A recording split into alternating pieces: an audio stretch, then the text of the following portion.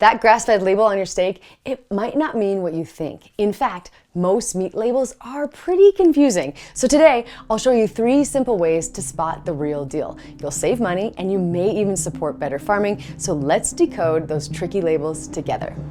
At the meat counter, freedom of choice becomes an outright challenge. The information on the label is much more reliable. Neatly wrapped and enticingly displayed. It controls the labeling of The all thing to remember federally is inspected to products. read the label. Over 90% of grocery store meat comes from factory farms. Yet somehow every package screams natural, humane, and sustainable. How is that possible?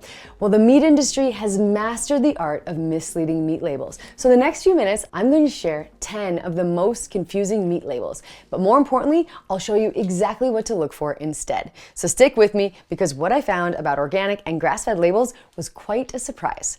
Now, a recent report by the Animal Welfare Institute analyzed 97 USDA-approved meat labels and found that nearly half had no application on file, 1/3 provided no evidence to support their claims, and 85% lacked proper substantiation. Think about that. The agency that's supposed to protect you is approving claims based on affidavits, an honor system, often just written descriptions from the companies themselves.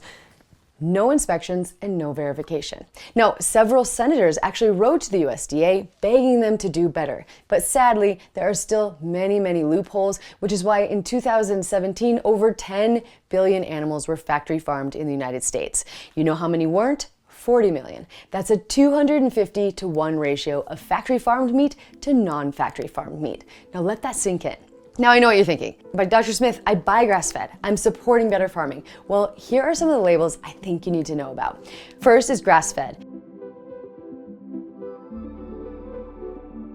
In 2016, the USDA just stopped regulating the grass-fed label. They stopped. Now technically, almost all cattle eat grass at some point in their lives, so companies slap grass-fed on the package and they can jack up the price. Now Dr. Jason Roundtree, a professor of animal science, actually tested meat labeled grass-fed and found many that had high omega-6 to 3 ratios. And you know what that means? They were eating grains. Some operations even keep cattle in confinement and just feed them grass pellets or cut grass. Technically, they are grass-fed, sure, but was it what you're imagining? Probably not. Pasture-raised can involve grain being dumped on the pasture.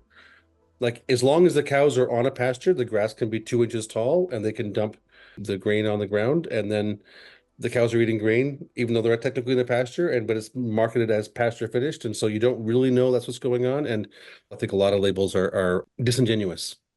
I was also disappointed to learn that up to 80% of grass-fed beef in America is imported from Australia, Brazil, wherever. But I wanted to support American farmers. Sadly, the loopholes are pretty crazy. Label number 2 is raised without antibiotics. Okay, this one is really scary. 73% of all antibiotics worldwide are used in animal agriculture, not in hospitals, not treating sick people, in animals we're going to eat. So you'd think raised without antibiotics would be safe, but there are exceptions. First, there are variations. No antibiotic growth hormones still allows antibiotics for other uses, like to prevent illness due to crowded and unsanitary conditions. Raised without medically important antibiotics can still mean they use other antibiotics, just not the ones we use in humans.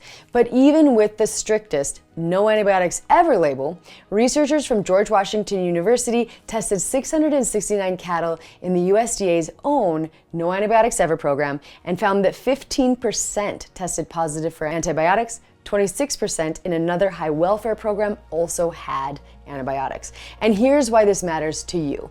A 2015 study found antibiotic-resistant bacteria on 79% of ground turkey, 71% of pork chops, 62% of beef, 36% of chicken. And antibiotic resistance kills over 700,000 people every year globally, and it's only getting worse. So the USDA's antibiotic residue limits are also higher than other agencies. And Consumer Reports and regenerative farmers like Matt Wadiak have called this out as problematic. This bacteriologist tests for evidence of antibiotics or other preservatives, which are not permitted in federally inspected products. The level of testing and the levels of antibiotic use are so poorly set and lobbied for by the big chicken industry that even if a chicken was heavily medicated, it might be below the threshold for USDA acceptance. So you could pretty much write antibiotic free on anything, even heavily medicated animals, and pass USDA testing.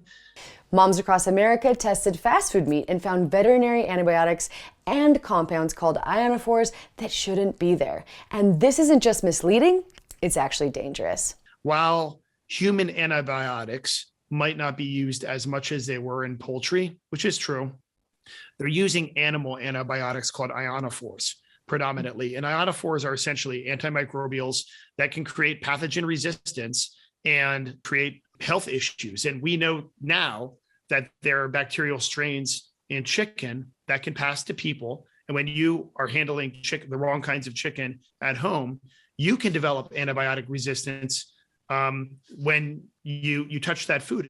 Label number 3 is cage-free, free-range, and pasture-raised. So picture this. Rolling green fields, chicken happily pecking at grass, living their best life. Now that's what cage-free makes you imagine, right? But here's the reality. Cage-free just means they're not in tiny cages. They're in massive warehouses with thousands of other birds, no outdoor access required, zero. Free range sounds better, and it does require outdoor access, but do you know what that means? A small door leading to a concrete plot or dirt pad. Most birds never even find the door, and even if they do, it might be open for 5 minutes a day, and I've even heard of operations with 20,000 birds and only one small door. So they're technically compliant, but also pretty misleading. It's a real problem, and USDA does not really monitor it or manage it. There's no real governance. These are all affidavit-based claims that don't really mean anything. It's just signing a piece of paper for the most part. Pasture-raised should be the gold standard, and sometimes it is, but there's no government definition of pasture. Not really any regulation, so some producers abuse it just like the others. Label number 4 is organic.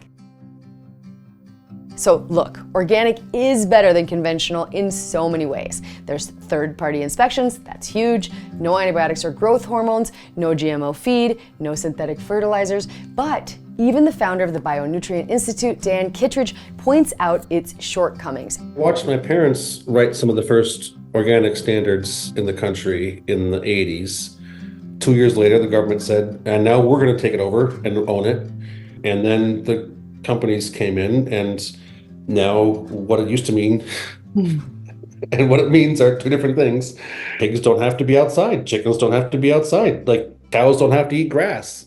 Under USDA organic rules, cows only need 120 days on pasture annually, and the rest of the year, they can be in feedlots. And for chickens, screened porches have been documented as counting as outdoor access. Screened porches. And animals can also be fed organic grain, which can make for a higher omega-6 to 3 ratio in their meat. And it's not their natural diet, especially when it comes to cattle. Now, it's better than conventional, but it's not the complete picture. And for the next few, I'm gonna rapid fire through some labels that sound great, but basically mean very little. First is natural. Now, 62% of consumers think this means no chemicals, pesticides, or GMOs, but it actually just means no artificial ingredients or added color, and minimal processing. That's it. Says nothing really about the animal, how it lived, or what it ate. No hormones added on chicken. So hormones have been illegal in poultry for decades. So this is like putting a no cocaine added on orange juice. It's basically meaningless. Vegetarian fed. Sounds healthy, right? Except chickens and pigs are omnivores. They need insects and animal protein for optimal health, and this label actually means they're confined indoors often with no access to pasture where they could forage naturally. Heritage pork. Now, this describes the breed genetics, but it says nothing about how it was raised, what it ate, or if it was given drugs. Beef grades like prime, choice, and select. Now, that's just fat marbling. Prime almost always means grain-fed. And my personal favorite labels like humanely raised, ethically raised, raised with care, sustainably raised, these have no legal definition, so companies can slap them on basically anything. Okay, I know this is overwhelming, but here is the good news. There are ways to find truly high quality meat. Number 1 is look for third-party certification that actually means something, like the American Grass-Fed Association or AGA. Now, this company requires inspections every 15 months. Animals are lifetime grass-fed, no GMOs, no antibiotics, no hormones. And this is the real deal for beef, lamb, goat, pork, and bison. And when it comes to chicken, look for pasture-raised and animal welfare approved. This requires continuous outdoor access, strict humane practices, and also ask if they're moved daily. Certified humane is less strict. It does allow antibiotics when the animals are sick, which is understandable, but it's still third-party verified. 2 is look for regenerative certifications. So if you want meat and from farms that actually heals the environment, you want certified regenerative, regenerative organic, the Real Organic Project, Land to Market, and Regenified. Now these programs focus on building soil, enhancing biodiversity, and sequestering carbon through practices like rotational grazing. Number 3 is ask questions directly. Now some of the best farmers can't afford expensive certifications, so call them, connect with them, email them. Ask, are your animals 100% grass-fed or are they grain finished? Do they have continuous outdoor access? Do you use any antibiotics, hormones, or other drugs? Is the meat born, raised, and processed in the United States? Are your animals used in a way that improves environmental health? If so, how? Now, real farmers who are doing it right will be thrilled to answer these questions. Animal products are a very significant part of a lot of people's diets globally. The way that most animals are raised that are in the industrial supply chain is not healthy for the animals, is not healthy for the environment, and is not healthy for humans. So I'm not an advocate of people stopping eating animal products. I'm an advocate of animals being raised well so that we can have those positive ecological, animal welfare, human health impacts.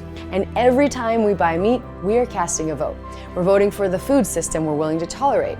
Will it be cramped warehouses masquerading as cage-free, or chickens truly on pasture?